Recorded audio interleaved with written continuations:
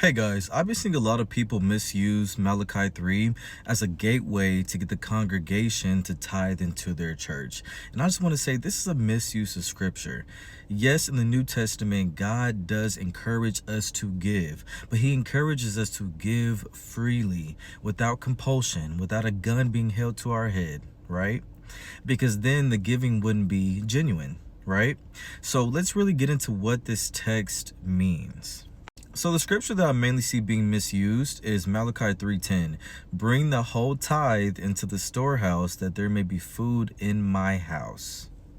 So when studying the Bible, we have to know the context. We cannot just read a verse and then presume that God is speaking directly to us, okay?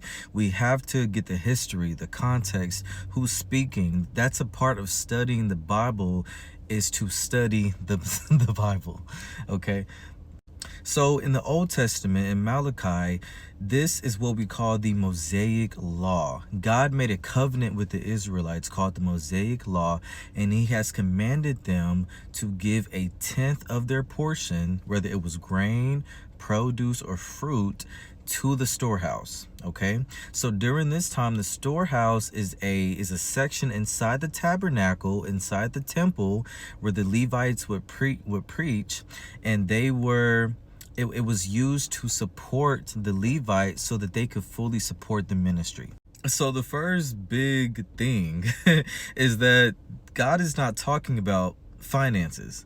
God is talking about produce, grain, food, right? So if the Levites had to focus on preaching the word and also farming, then they wouldn't be able to fully focus on the ministry. So that is why the Israelites were commanded to farm and bring their produce to the storehouse.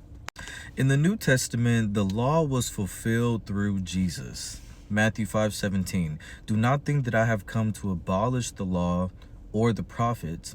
I have not come to abolish them, but to fulfill them. So the first big deconstruction is that we are not under the old law. We are under the new covenant of Jesus Christ. Okay, that's one of the big things. So if people are still teaching tithing, they are still teaching the laws and the regulations of the Old Testament. We are in the new covenant of Jesus Christ. Stay with me. Let's go to 2 Corinthians 9:6. It says, remember this. This is Paul speaking to the Corinthian church.